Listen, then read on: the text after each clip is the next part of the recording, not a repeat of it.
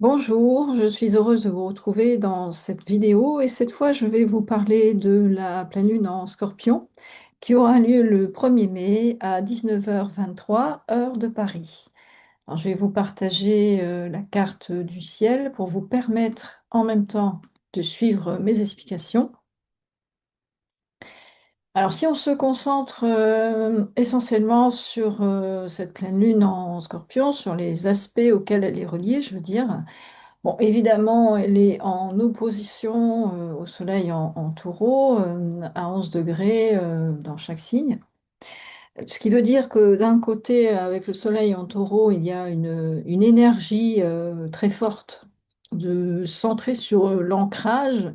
Donc l'ancrage, ça peut être valable, surtout si vous êtes en mode projet ou si vous envisagez de changer de travail peut-être, ou de lancer une nouvelle activité, enfin peu importe. Donc vous allez sans doute ressentir en tout cas davantage ce mois-ci, durant bien sûr le transit du Soleil en Taureau, cette envie d'ancrer dans la matérialité vos projets. Mais on a là, avec cette pleine lune en Scorpion, des peurs, des angoisses. Alors, angoisses qui peuvent, on appelle ça des angoisses par anticipation, dont on peut se faire par rapport à un projet de changement de vie quelconque ou professionnel.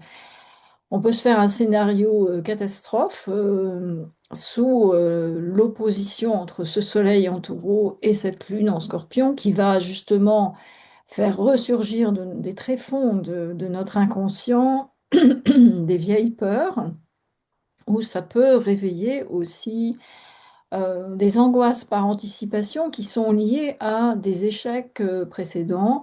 Donc, quelquefois, quand on lance un nouveau projet, quel qu'il soit, si par le passé on a connu malheureusement un échec qui peut ressembler plus ou moins au projet qu'on veut lancer, alors cette lune en scorpion peut réveiller tout ça. Donc là, c'est un peu le danger, si je puis dire, de cet aspect, de cette pleine lune. On a d'ailleurs, on le voit dans la carte du ciel, un carré de la lune à Pluton, par exemple. Pluton, bon, qui, je le rappelle, est en Verseau.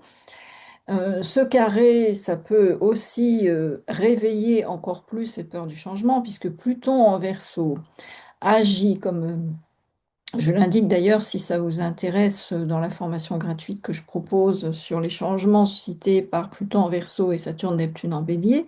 Là, vous pouvez vous inscrire gratuitement. Je ferme ma parenthèse.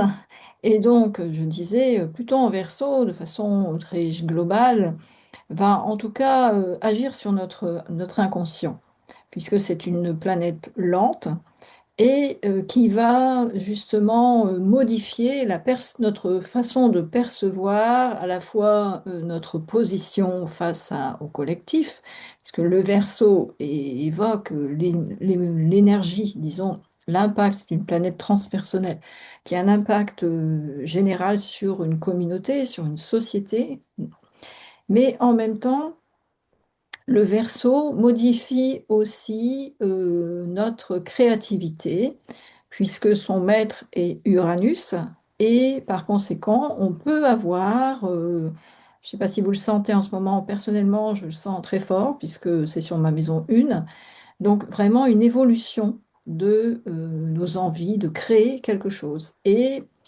parfois, cette créativité peut devenir aussi atypique, avoir une forme assez inattendue. Et donc là, on a ce carré avec la pleine lune, enfin la lune en scorpion, qui fait que toutes ces envies, cette créativité qui émerge d'un seul coup, peut parfois faire peur parce que dans le passé, peut-être avez-vous déjà lancé un projet grâce à votre imaginaire, votre créativité, mais que malheureusement ce projet a avorté. Donc là, cette pleine lune risque en tout cas de réveiller tout ça, avec d'un côté le soleil en taureau qui nous dit bah, qu'est-ce que tu fais pour matérialiser tes envies, et de l'autre côté la lune en scorpion qui peut freiner quand même. Donc la question, c'est quand la Lune est en Scorpion, c'est l'émotion. L'émotion, est-elle finalement pour nous, c'est la question que je vous pose aussi, un guide ou un frein? C'est la grande question. D'autant plus qu'on a la Lune qui se trouve en quinconce avec Vénus qui se trouve maintenant en Gémeaux. Donc Vénus en Gémeaux et n'oublions pas non plus Uranus qui vient d'entrer récemment dans ce signe aussi. Ce qui fait que, comme je le disais déjà pour Pluton en Verseau, le Uranus est le maître du Verseau. Donc là, ça veut dire que, on voit d'ailleurs qu'il y a une bonne répartition harmonieuse des énergies entre Pluton, Uranus et Vénus qui sont en trigone. Euh, donc ça, c'est bon effectivement pour doper la créativité, l'imaginaire, les nouvelles envies. Mais le souci, c'est que on a justement une des émotions à maîtriser, à canaliser. Et comme je le disais, je vous invite à vous poser aussi la question, si vous ressentez des émotions particulières durant cette pleine lune ou si elles réveillent de vieilles peurs, posez-vous la question de savoir si ces peurs sont justifiées ou pas. Si ce qui s'est passé dans le passé, si vous avez connu malheureusement des échecs dans vos projets, euh, si vous craignez que ça se répète, qu'est-ce que vous pouvez mettre en place pour être cette fois-ci un peu plus confiant, un peu plus structuré dans ce que vous faites? Quels sont les écueils à éviter et quelle expérience vous pouvez tirer justement de ces échecs pour mieux réussir les nouveaux projets qui peuvent peut-être émerger en ce moment? On a d'ailleurs pour nous aider par rapport à ça le quinconce de cette lune en Scorpion avec Saturne en Bélier qui nous pose la question, justement, Saturne est là au contraire pour freiner, pour structurer. Saturne, c'est aussi le maître du temps. Donc, il peut nous dire aussi, bah, ce que tu veux faire en ce moment, c'est bien, mais ça peut aussi demander un certain temps. Ça demande aussi une certaine structuration, une certaine planification. Donc là, si vous voulez, selon moi, il y a à utiliser les émotions comme un guide. Et comme je vous disais, vous demandez si ces angoisses, ce scénario catastrophe peut-être qui apparaît peut-être chez vous, euh, est simplement le réveil de vieilles peurs ou s'il est justifié. Et d'autant plus qu'on a cette énergie saturnienne en bélier qui nous aide qui freine les risques, aussi les risques de dispersion, dispersion et d'abandon, parce qu'on voit quand même que là, on a une dominante air-feu. Par exemple, donc je disais Vénus-Uranus en Gémeaux, on a Pluton aussi en Verseau d'un signe d'air, qui sont reliés harmonieusement, certes, mais quand même au Bélier, qui est une énergie dominée par le feu. Donc, on a une dominante quand même air-feu qui doit être modérée, modulée par les énergies d'eau et de terre. Donc là, la terre, on a le soleil en taureau en ce moment, et l'eau, c'est cette lune en scorpion qui fait que, bah, justement, il y a paradoxalement ces peurs, si vous les ressentez, ou ces angoisses, sont aussi à utiliser pour éviter peut-être de partir dans tous les sens. Parce qu'avec Uranus et Vénus en Gémeaux, c'est le risque, c'est d'avoir 36 000 projets, 36 000 envies en même temps. Alors, vous pouvez me partager si vous le souhaitez en commentaire, si c'est votre cas. Je sais que moi, je le ressens aussi en ce moment, puisque je sens vraiment un boost de ma créativité. Et heureusement, il y a des énergies d'eau et de terre qui me permettent d'utiliser plus finement, je dirais, notre intuition.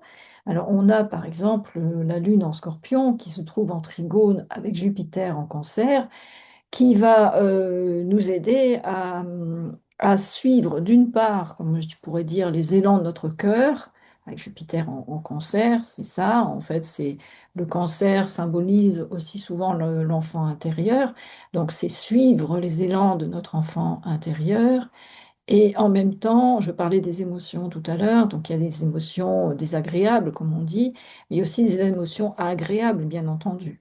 Donc là, la Lune en Scorpion, en Trigone, Jupiter en Cancer, euh, nous indique aussi que si on ressent de la joie, de l'enthousiasme, une nouvelle envie de créer, de nouvelles énergies qui ressortent, mais des énergies positives cette fois, c'est que finalement, on est quand même sur la bonne voie.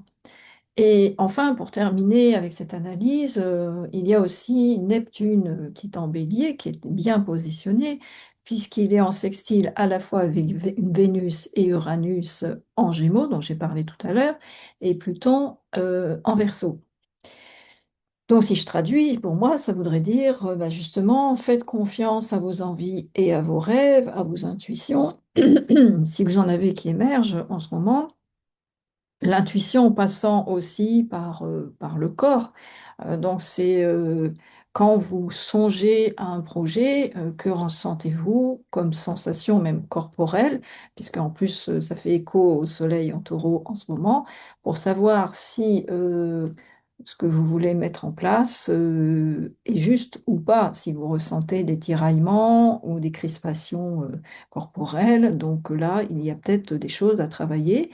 Alors, non pas que les projets que vous voulez mettre en place ne sont pas forcément justes, c'est pas ça, puisque comme je vous disais, attention, avec cette pleine lune en Scorpion, à de vieilles angoisses, de vieilles peurs qui peuvent ressurgir, mais qui sont souvent l'effet d'échecs passés. Donc, c'est essayer de vous remémorer ce qui s'est passé autrefois, qui ressemble un peu à ce que vous voulez lancer, et quels ont été les mauvais choix peut-être que vous avez fait à l'époque et maintenant, comment pourriez-vous justement faire des choix plus judicieux? Donc voilà ce que je voulais vous dire en bref sur cette pleine lune en Scorpion. Je vous remercie beaucoup de votre écoute et si vous avez besoin d'aide justement dans vos projets, besoin d'aide si par exemple vous ressentez des blocages particuliers en ce moment dans ce que vous voulez lancer ou besoin de reprendre confiance, donc je peux vous accompagner avec des séances individuelles. Bon, je vous remercie et à bientôt. Au revoir.